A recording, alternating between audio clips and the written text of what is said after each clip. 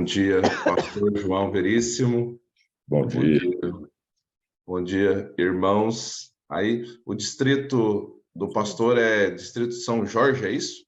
Isso, Vila São Jorge. Vila São Jorge. Tô conhecendo um pouquinho a Baixada aqui, né? O pastor João já é experiente da Baixada aqui, seguindo os seus passos aqui na Praia Grande. Já foi pastor daqui também, já passou por aqui, né? No passado.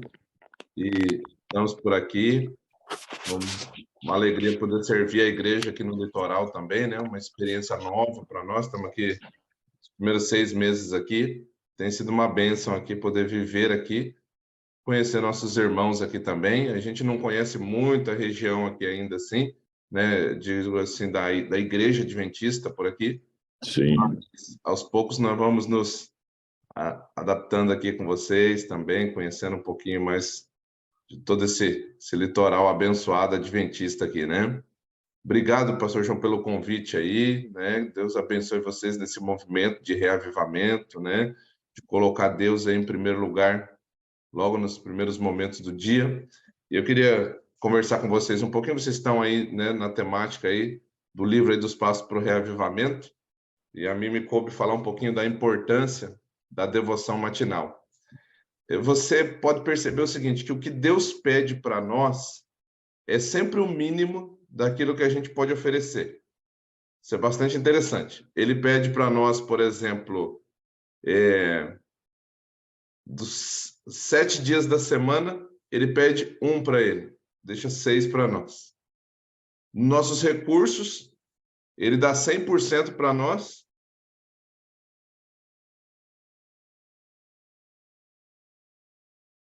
Abre o áudio, pastor, acho que fechou o áudio. Aí, vamos lá. Estão me ouvindo?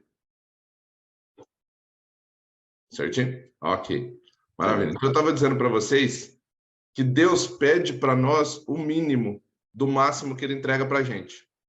Né? Ele dá 7 dias na semana e pede para nós ali de adoração a ele, as 24 horas do sábado. Ele dá 100% para nós dos recursos e pede que a gente devolva para ele apenas 10%. Ele pede da nossa vida, em termos de pureza sexual, talvez ali uns 20 e poucos anos de virgindade, para poder entregar para nós depois o resto da vida para a gente poder desfrutar ali de um relacionamento a 2 dentro do casamento. Ele dá para nós um dia de 24 horas e pede que a gente dedique para ele a primeira hora de cada dia, o primeiro momento de cada dia, ali. Ele sempre pede para nós um mínimo. Mas se vocês perceberem, esse mínimo é o mais desafiador para nós entregarmos para ele, sim ou não? Nossas maiores provas é para entregar o mínimo para Deus. Imagine se ele nos pedisse o máximo, então, ali, né? Porque, na verdade, nesse mínimo está incluído tudo que a gente tem. Ao entregar para ele esse mínimo, nós estamos, na verdade, entregando toda a nossa vida, todo o nosso coração, colocando ele em primeiro lugar. Por isso que é um grande desafio, e o inimigo sempre das nossas almas, sempre vai colocar uma barreira muito grande para que a gente possa, então, ter essa conexão com Deus e colocar ele em primeiro lugar. E eu queria começar nessa manhã olhando com vocês um texto bíblico que está no livro de Gênesis, no capítulo 5, ali a partir do versículo 18, diz assim: Jared viveu 162 anos e gerou a Enoque. E depois que gerou Enoque, viveu Jared 800 anos e teve filhos e filhas. E todos os dias de Jared foram 962 anos e morreu. E Enoque, aí vai começar a falar do filho de Jared. Enoque viveu 65 anos, gerou a Matusalém. Andou Enoque com Deus. E depois que gerou Matusalém, viveu 300 anos e teve filhos e filhas. E todos os dias de Enoque foram 365 anos. Andou Enoque com Deus e já não era, porque Deus o tomou para si. Quando a gente dá uma olhada aqui na biografia de Enoque, e alguns aqui da biografia, da descendência aqui de Adão e Sete ali, a gente percebe que alguns é dado um destaque para falar um pouquinho mais além dos anos que viveu, porque normalmente na genealogia você tem o nome da pessoa e os anos que ela viveu. Mas alguns Deus dá um destaque. Ali o Espírito Santo inspirou Moisés a escrever, colocando algo a mais ali sobre eles. Você vai encontrar isso sobre Noé, você vai encontrar isso também aqui sobre Enoque. E o que diz aqui sobre Enoque? O texto diz 2 vezes que Enoque, ele andou com Deus. Em 300 anos de vida aqui, ele andou com Deus, diz o texto bíblico. E a ideia de andar com Deus, ela traz exatamente a mesma temática que a gente tem que abordar aqui, que é a ideia da comunhão com Deus, da devoção diária a Deus. E embora a gente fale da devoção diária como algo que acontece no primeiro momento do nosso dia, não está desconexo com o resto que vai acontecer nas 24 horas do dia. O fato de eu buscar a Deus em primeiro lugar não significa assim, bom, agora que eu já dediquei a primeira hora da manhã, agora que eu já dediquei os primeiros minutos da minha vida para Deus, agora eu posso viver a vida de qualquer jeito. Como se fosse assim, vamos trazer para ali a ilustração do dízimo, por exemplo. Eu recebi meu salário, dei 10%, devolvi os 10% para Deus, agora eu vou fazer o que eu quero com os 90%. Não, não é assim. Eu ainda preciso gastar aqueles 90%, usá-lo debaixo da bênção e da vontade de Deus. Assim deve ser o restante do nosso dia. E talvez da comunhão com Deus. Eu coloco Deus em primeiro lugar, mas o restante do dia eu preciso viver debaixo da vontade do Senhor, do plano do Senhor, porque o Senhor tem um plano diário para cada um de nós. Deus, ele escreveu no seu livro, diz o salmista, no Salmo 139, todos os dias da nossa vida. Ou seja, isso significa, irmãos, vocês acordaram hoje de manhã e vocês têm uma agenda para seguir hoje. Mas o fato de vocês terem uma agenda para seguir hoje, de trabalho, de atividade, de família, de coisas com a igreja, Deus tem uma agenda para você. No plano eterno dele, ele estabeleceu uma agenda para você.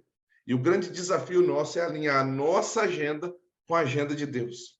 O profeta Isaías diz que os caminhos de Deus são mais altos que os nossos caminhos, os planos de Deus são melhores do que os nossos planos, mas o grande desafio nosso é se submeter a essa agenda e esse plano de Deus. E se Deus tem uma agenda para nós, isso é uma grande bênção. É extremamente significativo isso. E a gente deve andar cada passo do dia tendo a certeza que o anjo do Senhor acampa-se ao nosso redor e nos livra, de que o Espírito de Deus habita em nós, de que Deus é conosco por onde quer que formos, e aonde colocarmos a planta do nosso pé, ali o Senhor já nos abençoou. Isso é uma garantia assim tremenda que Deus nos oferece a cada dia. Então, dentro disso, para que a gente desfrute disso nessas 24 horas que a gente vai viver hoje, e cada dia da nossa vida, a gente tem que considerar muito a entrega deste primeiro momento ao Senhor. Vocês estão conectados aqui todos os dias, né, neste horário, nesse projeto de comunhão coletiva. Mas é importante que você não se abasteça espiritualmente só deste momento virtual, aonde vem um pastor, vem um pregador, uma pregadora para trazer uma mensagem. É importante que você tenha o seu momento pessoal e privado com Deus, que o seu cônjuge não pode interferir, seus filhos não podem interferir, seus pais não podem interferir, tem que ser um momento entre você e Deus. Mas veja, vamos avançar um pouquinho então nessa temática da devoção diária aqui, né? O apóstolo Paulo, vocês já viram isso, possivelmente aí em algum outro estudo do livro, Passos para o Reavivamento, ele diz lá em 2 Coríntios 4:16, que embora este corpo nosso pereça, cada dia que passa, a gente vai ficando mais velho, os cabelos vão embranquecendo, vai caindo da cabeça, o pouco que tem, né? Nós vamos nos enfraquecendo, nós vamos ficando com o corpo cheio de rugas e marcas. Ele diz, embora este corpo pereça, o homem ou o ser humano interior se renova a cada dia, falando da questão da espiritualidade, da comunhão com Deus. Por isso que um homem como Caleb, né? Está chegando aí a missão Caleb, um homem como Caleb, ele diz aos 85 anos, que ele estava tão forte quanto tinha 45 lá atrás, né? Mas, na verdade, não é porque ele estava forte fisicamente que ele ficou malhando na academia e agora com 85 ele estava mais forte do que com 40. Não, ninguém com 85 está mais forte do que com 40. Isso é antinatural, essa situação. A questão é que a espiritualidade dele estava forte. Ele era tão forte com Deus, tinha tanta comunhão com Deus com 85, quanto ele tinha com 40. porque ele sabia que o que daria vitória para ele sobre Hebron não era a força física dele, não era a força do braço dele, mas era a presença de Deus na direção da vida dele que daria para ele aquela vitória.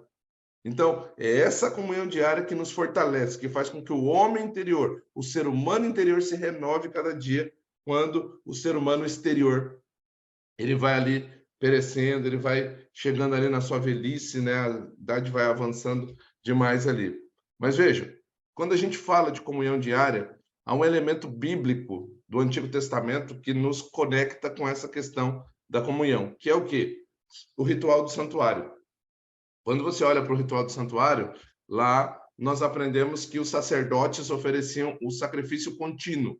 E o que era o sacrifício contínuo? Era o sacrifício da manhã e o sacrifício da tarde. Possivelmente 9 horas da manhã, 3 horas da tarde, deveria ser o horário que acontecia esse sacrifício. E ali o sacerdote oferecia um cordeiro para perdão dos pecados do povo ali.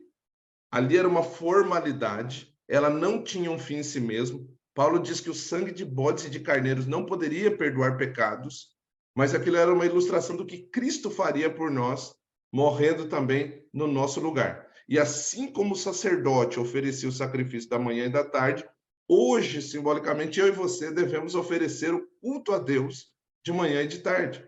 Alguém certa vez diz assim, olha, eu só consigo fazer o culto à noite, porque a vida é muito corrida aqui, né, principalmente lá no Planalto, né, e aqui também para muitos de vocês, a vida é extremamente corrida, então eu ofereço para Deus o culto da noite. Tá bom? Não, tá bom, não é? É melhor do que nada. Mas alguém certa vez disse o seguinte também, ao invés de você chegar à noite e lamentar por tudo que deu errado, por que você já não vai de manhã na presença de Deus e pede a direção dele, para que você viva um dia abençoado e à noite você tenha muito mais motivos para agradecer?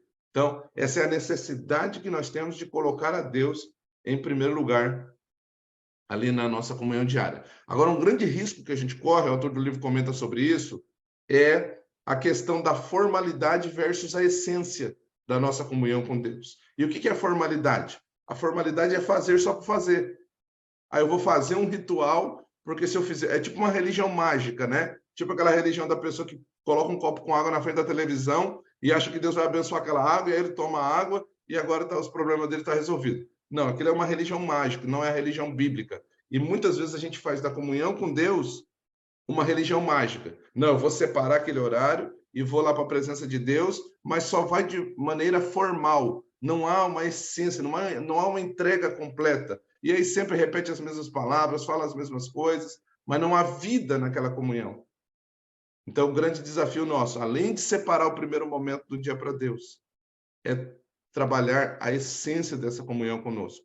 O que é a formalidade? A formalidade é isso, eu tenho um horário fixo, eu tenho orações fixas, eu tenho ali uma leitura fixa da Bíblia, mas eu faço aquilo sem ter fogo no coração, sem vibrar com aquilo que eu estou fazendo. Agora, o que é a essência da comunhão?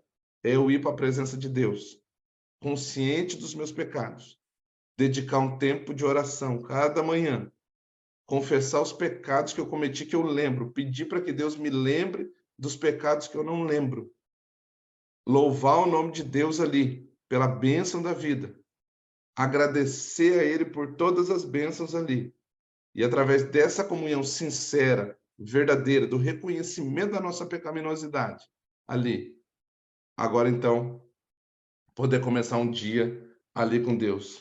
Pergunta que eu faço para vocês nessa manhã: você já estabeleceu seu momento de comunhão com Deus? Você precisa de uma formalidade, mas ela precisa ter essência. Uma formalidade sem essência é um mero legalismo. Uma essência sem formalidade, ela é uma experiência totalmente vazia também. Nós precisamos das duas coisas, né? E o grande risco que a gente corre é de viver uma religião formal ou de uma religião apenas de aparência ali. Mas você já separou o seu momento com Deus? Lembre que Jesus Cristo disse: busque o reino de Deus em primeiro lugar e todas as outras coisas vos serão acrescentadas. Buscar o reino de Deus nada mais é do que buscar a Deus. Jesus Cristo é a própria essência desse reino. E quando a gente busca Jesus, nós estamos buscando o reino de Jesus Cristo, o reino da graça, para que um dia ele nos coloque no reino da glória. É colocar Jesus no nosso coração, para que um dia Jesus nos coloque ao seu lado, lá no seu trono. Este é o propósito ali da comunhão, desse relacionamento com Deus ali. Irmão, se a gente tiver uma relação apenas superficial com Deus, nós também teremos um poder superficial e uma força superficial para vencer o pecado. Assim, dessa forma, o homem carnal, o ser humano carnal, vai prevalecer. E o que é o ser humano carnal? É aquele ser humano que, apesar de ter um nome de religioso, ter um manto de religião, ter uma capa de religião, o seu estilo de vida, a sua prática de vida é uma prática apenas pecaminosa. Não há nada de Deus ali. Tem uma fachada de Deus, parece que é cristão. É tipo o joio, quando Jesus falou lá da parábola do joio e do trigo. Eles crescem igual, parece que é, mas é uma bagem totalmente vazia. Não tem nada ali dentro. Então, se nós tivermos uma comunhão superficial, o nosso poder será superficial.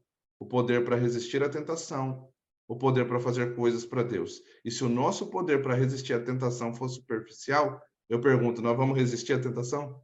Não, nós vamos cair, nós vamos sucumbir. Por isso que a gente precisa ter uma comunhão profunda, fundamentar a nossa fé, nossa religião, a nossa comunhão na rocha que é Jesus Cristo. Você quer ter uma fé mais completa? Então, decida hoje, talvez, organizar aí o seu dia, para acordar um pouquinho mais cedo, para separar um tempo de comunhão com Deus. Isso aqui é tudo formalidade. Ter um programa de oração. Mas quando você chegar na presença de Deus, abra verdadeiramente o seu coração. Alguns têm sério medo e preocupação de abrir verdadeiramente o coração. E fazemos orações bonitas, formais, ali, rebuscadas, trabalhadas. Não é isso que Deus está esperando de nós. Deus está esperando que você fale com Ele como você fala com um amigo quando está passando por um problema, um grande amigo de confiança. A oração é o abrir do coração a Deus como a um amigo. É contar as suas tristezas, as suas alegrias, as suas raivas, os seus ódios, tudo que tem de mais podre dentro desse coração. Abre diante de Deus, porque Ele tem o produto para limpar o seu coração, que é o sangue de Jesus Cristo. E o sangue de Jesus Cristo tem todo o poder, não só para perdoar o nosso pecado, mas para nos purificar de toda injustiça. E quando a gente vai com o coração aberto diante de Deus, revelando a verdadeira carranca da situação espiritual da nossa vida, o verdadeiro raio-x da situação espiritual da nossa vida, Deus vai nos transformar a sua imagem e a sua semelhança a cada dia, para a gente sair dali de casa, ir para o trabalho, cuidar dos filhos, fazer os negócios, cuidar da igreja, cheio do poder do Espírito Santo. Deus sempre teve pessoas cheias do poder do Espírito Santo. E hoje Ele quer encher você e a mim. Mas que Ele nos coloque, que nós coloquemos a Deus em primeiro lugar, porque nós já ocupamos no coração dele um lugar precioso. E que Deus abençoe você, para que você tenha um programa de comunhão diário com Deus. Experimente o verdadeiro reavivamento e reforma espiritual, que vai te levar a amar mais as pessoas, a adorar mais a Deus e a usar as coisas. Se a gente faltar com isso, nós vamos esquecer de Deus, nós vamos usar as pessoas e nós vamos amar as coisas. E não é esse o plano de Deus para nós. Que Deus abençoe a sua vida e que esse seja um dia cheio de comunhão com Deus, e não só esse dia, mas todos